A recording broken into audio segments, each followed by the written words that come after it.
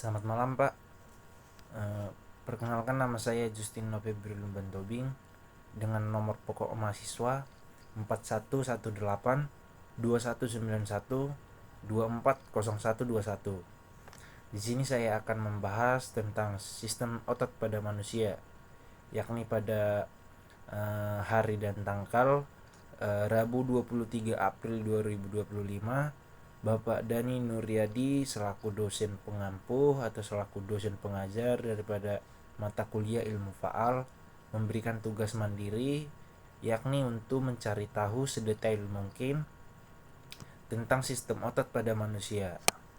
Nah, di sini saya akan membahas tentang uh, yang pertama itu apa itu otot, yakni otot itu yaitu uh,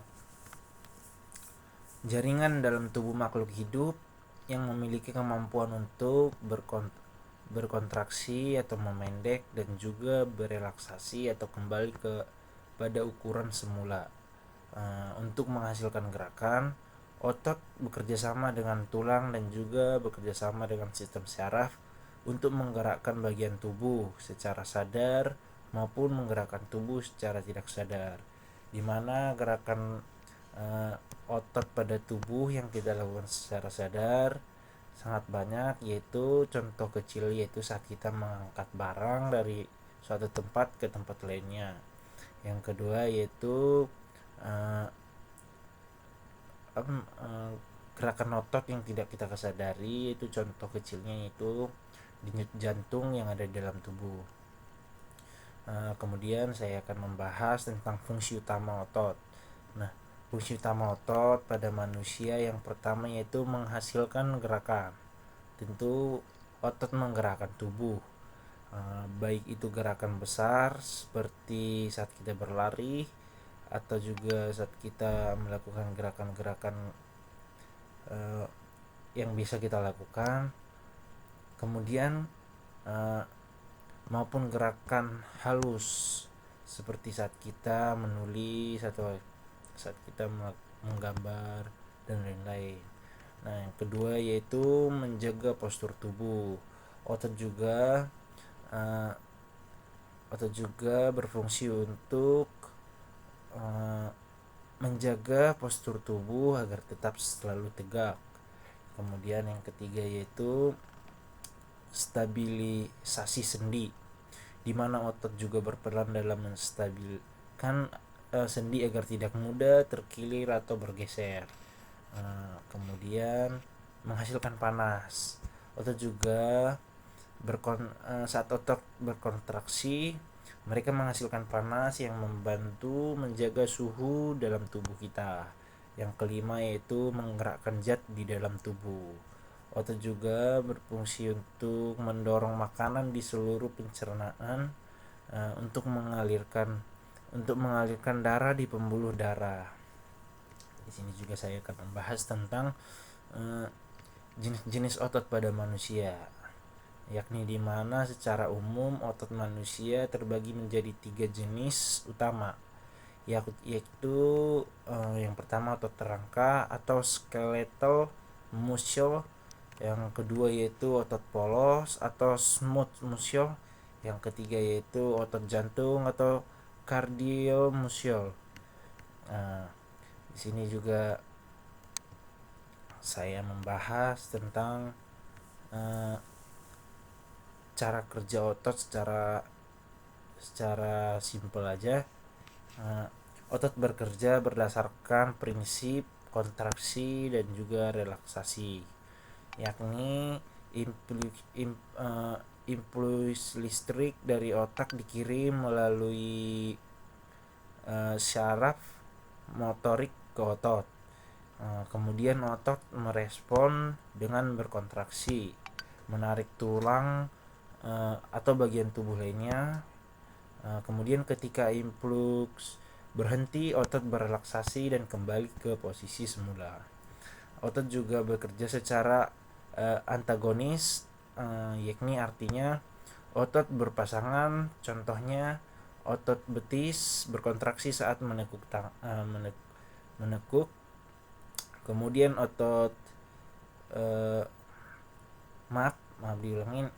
Tadi otot bicep berkontraksi saat menekuk tangan, kemudian otot tricep berkontraksi saat meluruskan tangan. Nah, kemudian ada juga eh, fakta menarik tentang otot.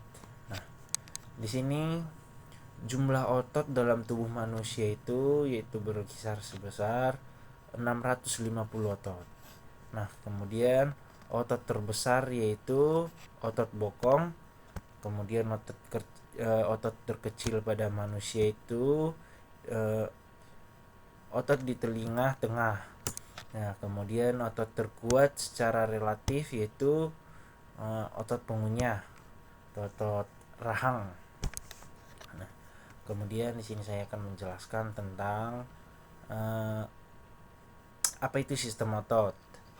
Nah, sistem otot itu yaitu uh, keseluruhan jaringan otot dalam tubuh yang bekerja sama dengan sistem rangka dan sistem syaraf untuk menghasilkan gerakan, menjaga postur tubuh, kemudian menjalankan fungsi-fungsi penting tubuh lainnya, baik yang disadari maupun tidak kita sadari. Nah, kemudian sistem ini terdiri dari 3 jenis utama. Tadi sudah dijelaskan, yaitu otot rangka, otot polos, dan otot jantung. Di mana otot rangka bergerak secara sadar, otot polos bergerak secara tidak sadar, dan otot jantung bekerja secara otomatis. Nah, setiap otot tidak bekerja sendiri, tapi saat bergantung pada sistem saraf untuk mengirim sinyal kontraksi dan sistem rangka untuk tempat menempel dan menggerakkan tubuh. Nah, fungsi dari sistem otot yaitu yang pertama menghasilkan gerakan tubuh, yang kedua menggerakkan substansi di dalam tubuh, yang ketiga memompa darah, yang keempat menjaga postur dan keseimbangan, yang kelima menstabilkan sendi. Kemudian interaksi sistem otot dengan sistem lainnya. Nah, otot juga berinteraksi dengan sistem lainnya, di mana sistem syaraf mengatur kapan otot harus berkontraksi dan juga harus berelaksasi. Nah, kemudian sistem saraf menyediakan tempat melekatnya otot dan menghasilkan gerakan. Nah, kemudian sistem peredaran darah di mana mengangkut oksigen dan nutrisi ke otot. Nah, kemudian sistem pencernaan di mana memanfaatkan otot polos untuk menggerakkan makanan. Nah, kemudian ada pula pertanyaan otot secara fisiologi. Nah, di sini saya akan menjelaskan secara detail. Yang pertama-tama yaitu apa itu fisiologi otot. Nah, fisiologi otot adalah ilmu yang mempelajari secara kerja otot di dalam tubuh secara fungsional. Nah, mulai dari bagaimana otot berkontraksi, menghasilkan tenaga, hingga bagaimana mereka mendapatkan energi untuk bekerja. Nah, fisiologi olahraga mencakup proses biologis seperti yang pertama, kontraksi dan relaksasi otot, yang kedua, menghantar impuls saraf ke otot, yang ketiga, menggunakan energi dalam bentuk ATP atau adenosin trifosfat. Nah, kemudian di sini saya akan menjelaskan sedikit tentang struktur fungsional otot atau dasar fisiologi. Nah, otot tersusun dari banyak serabut otot atau muscle fibers. Nah, setiap serabut otot mengandung struktur panjang dan serabut otot. Kemudian di dalam sarkomer terdapat dua jenis filamen protein. Yang pertama aktin yaitu filamen tipis, yang kedua miosin atau filamen tebal. Kontraksi otot terjadi saat miosin menarik aktin sehingga sarkomen memendek. Nah, juga saya akan menjelaskan proses kontraksi otot. Berikut adalah proses kontraksi pada otot manusia. Yang pertama yaitu impuls saraf dikirim ke otot.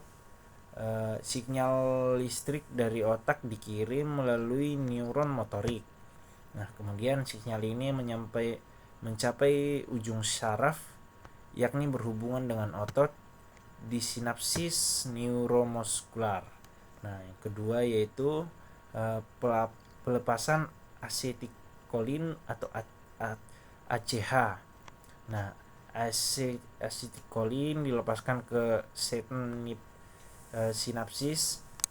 Nah, kemudian merangsang otot untuk menghasilkan potensi aksi atau impuls listrik pada otot. Nah, kemudian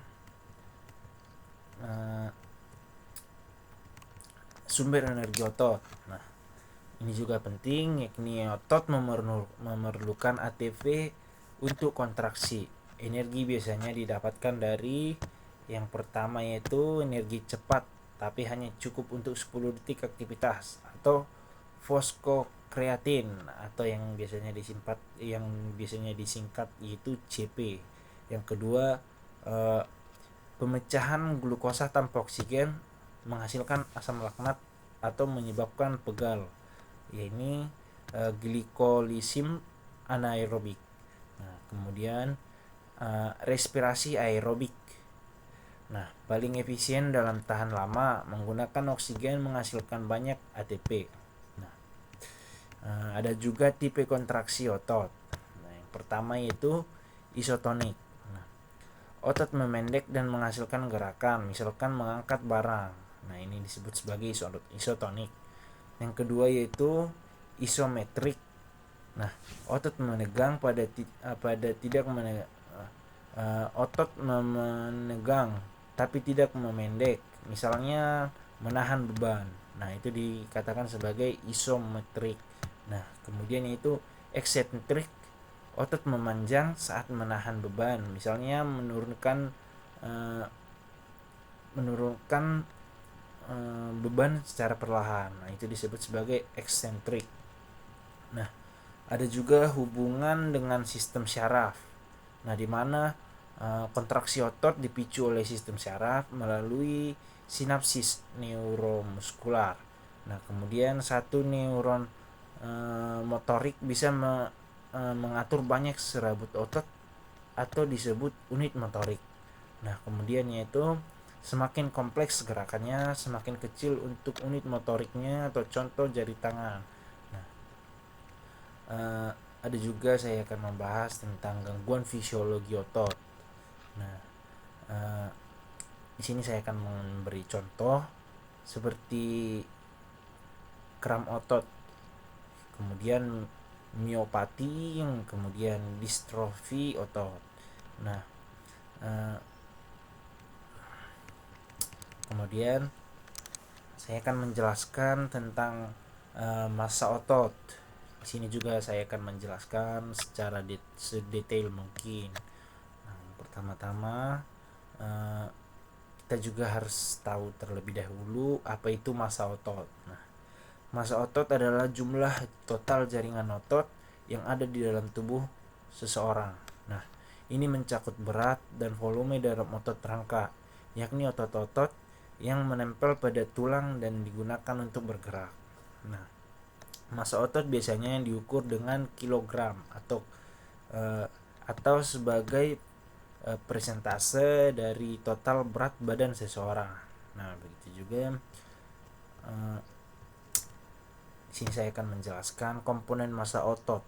Nah, massa otot terdiri dari air, kemudian protein kontraktil, kemudian glikogen dan enzim metabolik, kemudian miofibrin.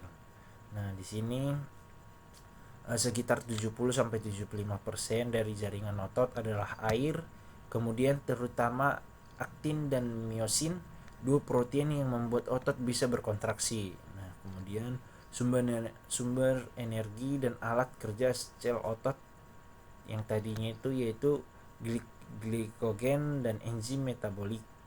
Kemudian serat panjang di dalam otot yang mengandung sarkomen atau unit kontraksi, yaitu tadi miofibrin. Nah, kemudian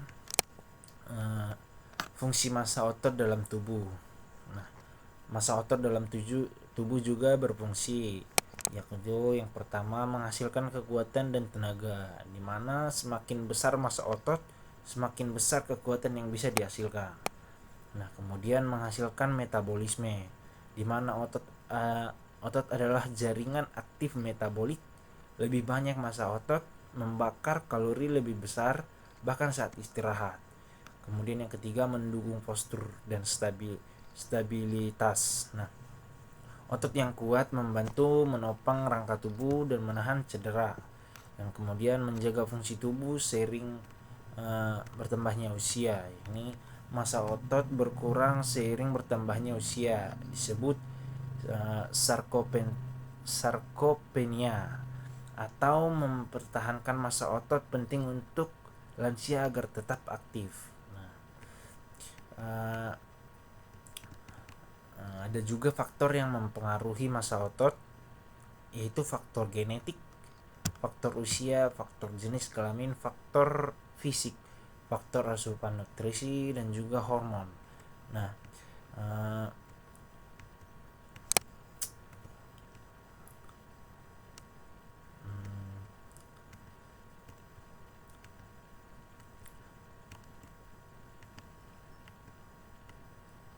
sini juga saya akan menjelaskan mengenai otot membutuhkan oksigen. Jadi di sini saya akan menjelaskan sedikit untuk apa otot itu memerlukan oksigen. Nah, oksigen dibutuhkan otot untuk menghasilkan energi. Ketika otot bekerja atau berkontraksi, mereka memerlukan energi dalam bentuk ATP atau adenosin trifosfat. Nah, salah satu cara paling efisien dalam dan tahan lama untuk memproduksi ATP adalah melalui respirasi seluler aerobik, yaitu proses yang memerlukan oksigen. Nah, ada juga proses membentuknya energi dalam otot atau aerobik. Pada ini langkah-langkahnya, yaitu yang pertama oksigen masuk ke paru-paru, kemudian masuk ke darah melalui alveolus, kemudian hemoglobin dalam darah mengikat oksigen dan membawanya ke otot.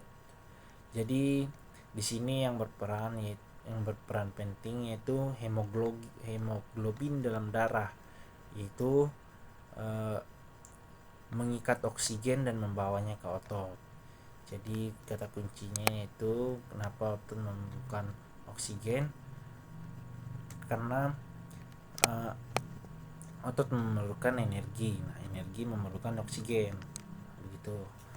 Di sini juga di dalam sel otot atau disebut miosit, oksigen masuk ke mitokondria.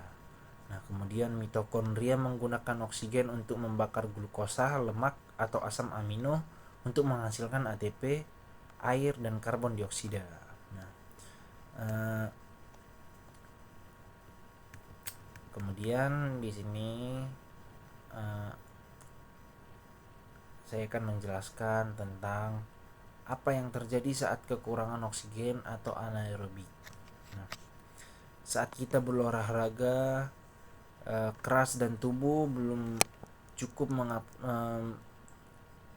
mengkonsumsi oksigen, misalkan saat kita sprint dan saat kita melakukan gerakan olahraga yang berat, nah, otot akan masuk ke mode darurat, di mana otot akan mengandalkan glikolin anaerobik atau proses tanpa oksigen. Nah, kemudian energi tetap dihasilkan tapi dalam jumlah kecil atau sedikit. Nah, kemudian asam laktat berbentuk ini yang bikin otot terasa pegal, nyeri, dan lelah. Nah, jadi saat kita merasakan pegal, nyeri, lelah saat kita setelah selesai melakukan olahraga, itu disebabkan oleh asam laktat. Kemudian ada juga peran otot dalam aktivitas otot. Ada juga peran oksigen dalam aktivitas otot. Nah, saat kita istirahat, peran oksigen itu menjaga fungsi dasar sel otot. Kemudian saat olahraga ringan, peran oksigennya digunakan untuk produksi energi aerobik. Kemudian saat kita olahraga berat, peran oksigen mungkin tidak cukup atau beralih ke anaerob. Nah, setelah olahraga, peran oksigen membantu memulihkan otot dan membuang asam laktat. Nah, itu. Ada juga sistem pendukung pengirim oksigen ke otot. Nah, dari sistem itu yaitu yang pertama sistem pernapasan, di mana masuknya oksigen ke paru-paru. Yang kedua yaitu sistem peredaran darah untuk mengangkut oksigen ke seluruh tubuh. Yaitu ketiga hemoglobin, protein dalam sel darah merah yang mengangkat oksigen. Kemudian kapiler otot, yaitu pembuluh darah kecil di otot tempat oksigen masuk ke sel. Itu. Jadi kesimpulannya yaitu otot sangat membutuhkan oksigen untuk bekerja dengan baik. Di mana oksigen dibutuhkan dalam otot, respirasi seluler, aerob, dan untuk membentuk energi ATP. Nah, jika suplai oksigen tidak cukup, otot akan menggunakan jalur aerob, tapi ini kurang efisien dan tidak menyebabkan kelelahan otot. Nah, itu. Nah, sini saya juga akan menjelaskan tentang mekanisme cara kerja otot. Yakni mekanisme kerja otot, yang pertama langkah demi langkah. Nah, yang pertama itu sinyal dari otak atau influx saraf. Proses dimulai di otak atau sumsum tulang belakang. Nah, sinyal dikirim melalui neuron motorik menuju serabut otot. Nah, kemudian yang kedua, transmisi di sinapsis neuromuskular. Nah, di ujung neuron sinyal listrik menyebabkan pelapisan zat kimia bernama asetilkolin atau yang biasa disingkat sebagai ACH ke cecah sinapsis. Nah, kemudian ACH tadi menempel pada reseptor di membran sel otot atau sekolema yang menyebabkan terbentuknya potensial aksi atau impuls listrik di otot. Yang ketiga, penyebaran impuls ke dalam otot. Nah, di mana potensial aksi menyebarkan ke seluruh otot melalui transversal tubulus. Nah, ini merangsang retikum sarkoplasma atau RS untuk melepaskan ion kalsium. Nah, jadi rangkaian ringan proses kerja otot yaitu impuls listrik dari saraf, kemudian pelepasan asetilkolin ke otot, kemudian penyebaran impuls dalam sel otot, kemudian kalsium dilepaskan, kemudian kalsium mengaktifkan situs ikatan, kemudian aktin dan miosin bergerak, kemudian otot berkontraksi. Nah, kemudian ATP digunakan, kemudian kalsium diserahkan kembali sehingga otot berelaksasi. Nah, kemudian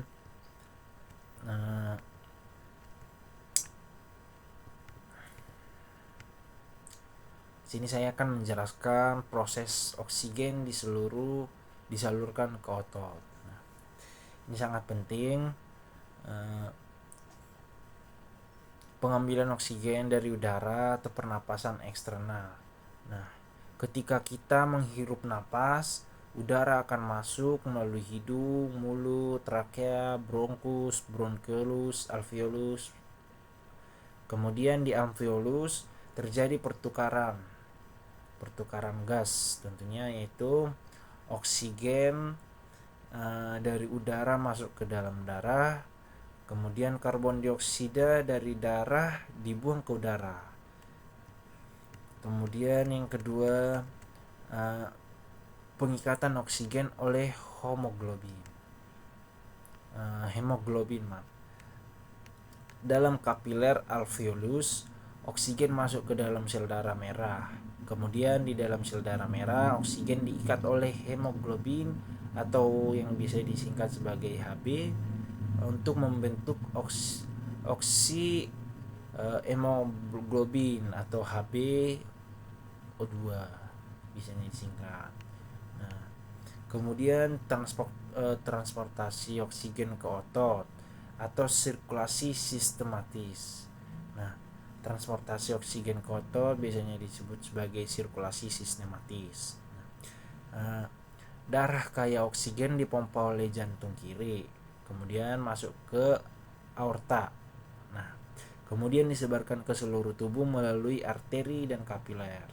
Kemudian termasuk ke jaringan otot, terutama otot rangka atau skeletal muscle yang aktif bekerja atau aktif bergerak. Kemudian pelepasan oksigen ke sel otot atau pernapasan internal. Nah, di jaringan otot kondisinya yaitu pH lebih asam, suhu lebih tinggi, kadar oksigen tinggi. Nah, menyebabkan hemoglobin melepaskan oksigen atau disebut efek Bolt. Nah, kemudian oksigen kemudian berdifusi masuk ke sel otot, kemudian digunakan oleh mitokondria untuk menghasilkan energi. Nah, kemudian di sini penggunaan oksigen di dalam otot atau respirasi seluler. Nah, di mitokondria oksigen digunakan untuk membakar, yaitu yang pertama glukosa, asam lemak, dan asam amino. Nah, jadi yang dibakar di mitokondria yaitu yang ketiga tadi. Kemudian proses ini menghasilkan ketika glukosa, asam lemak, asam amino dibakar akan menghasilkan ATP atau energi, kemudian air, kemudian karbon dioksida. Nah, karbon dioksida kemudian dibawa ke dalam paru-paru, dibuang saat kamu menghembuskan napas. Jadi ada juga penjelasan tentang kontraksi otot. Nah, di sini saya akan menjelaskan secara detailnya. Pertama itu kontraksi otot. Nah, kita harus mengetahui terlebih dahulu apa sih kontraksi otot ini.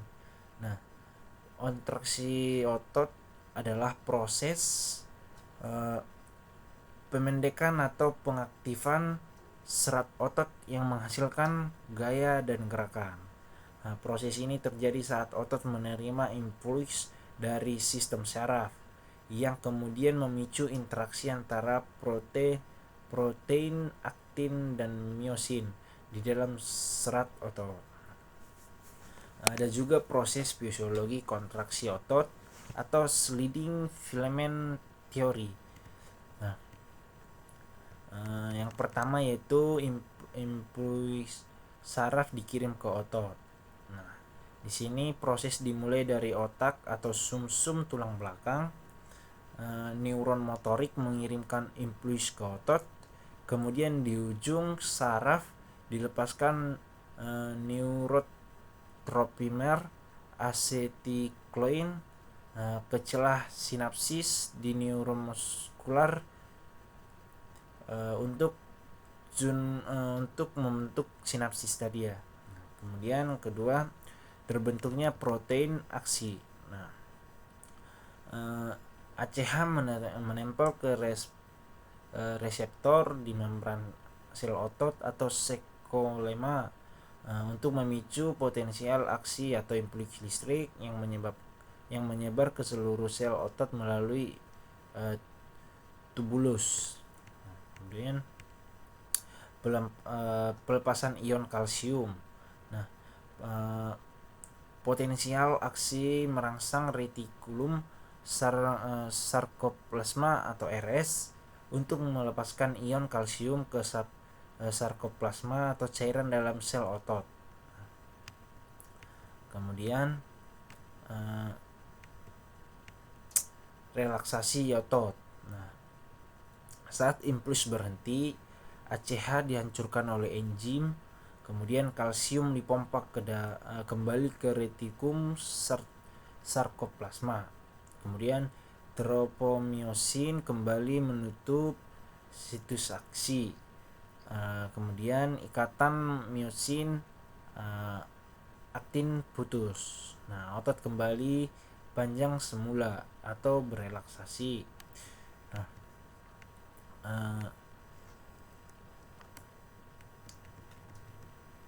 di sini struktur dalam otot yang terlibat yaitu membran sel otot, kemudian komponen panjang di dalam sel otot, unit kontraksi, kemudian protein kontraksi, terus protein pengatur, kemudian penyimpanan kalsium, dan yang dari semua komponen tersebut akan menghasilkan ATP. Nah, kemudian faktor yang mempengaruhi kontraksi otot juga ada. Nah, faktor-faktor tersebut yaitu yang pertama ketersediaan ATP, yang kedua ketersediaan ion kalsium, yang ketiga kondisi saraf motorik, yang keempat oksigen dan nutrisi, yang kelima latihan dan kekuatan otot, yang keenam frekuensi influx saraf. Nah, jadi kesimpulannya yaitu kontraksi otot adalah proses kompleks yang dimulai dari influx saraf. Nah, diikuti oleh aktivitas protein kontraksi atau aktin myosin. Nah, dan berakhir pada terbentuknya gaya atau gerakan. Proses ini sangat bergantung pada ATP dan ion kalsium dan mengikuti prinsip sliding filament theory. Nah, saya juga akan menjelaskan tentang proses pelepasan asam laktat yang menumpuk dalam tubuh. Ini juga perlu diketahui, asam laktat. Untuk pertama-tama, asam laktat itu yaitu produk sampingan yang terbentuk ketika tubuh memecah glukosa. Glukosa itu yaitu gula darah untuk mendapatkan energi, terutama saat tubuh melakukan aktivitas fisik yang intens. Nah, seperti saat kita berolahraga, saat kita melakukan gerakan fisik yang sangat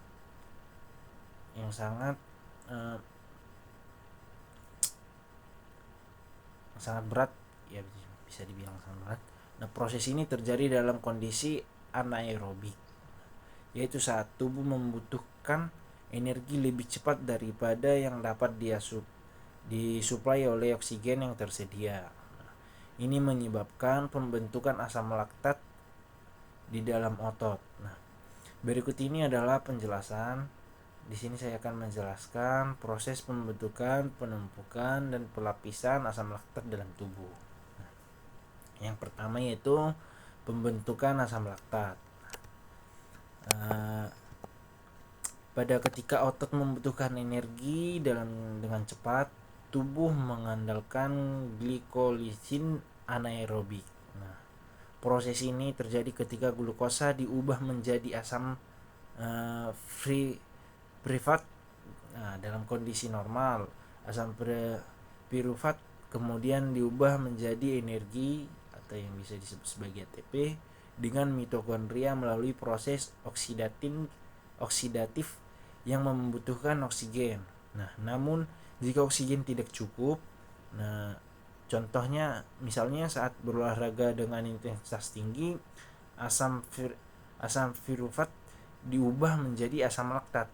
Nah, asam laktat ini diubah oleh enzim laktat dehidrogenase atau LDH. Nah, yang kedua yaitu penumpukan asam laktat. Tadi jika aktivitas fisik dilakukan dalam waktu lama dan intensitas yang tinggi, produksi laktat bisa melebihi kemampuan tubuh untuk menghilangkannya. Nah, ketika terjadi penumpukan asam laktat, pH di dalam otot menurun yang dapat menyebabkan sensasi kelelahan otot atau rasa nyeri dan terbakar. Nah, kondisi ini dikenal sebagai istilah laktat asidosis atau keasaman tubuh. Kemudian pelepasan asam laktat dalam tubuh.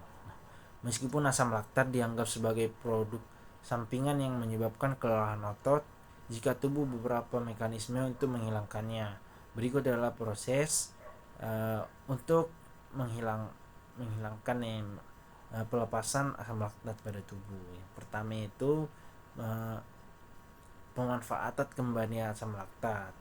Nah, kemudian konversi asam laktat menjadi energi, kemudian peningkatan aliran darah, kemudian relaksasi dan pendinginan.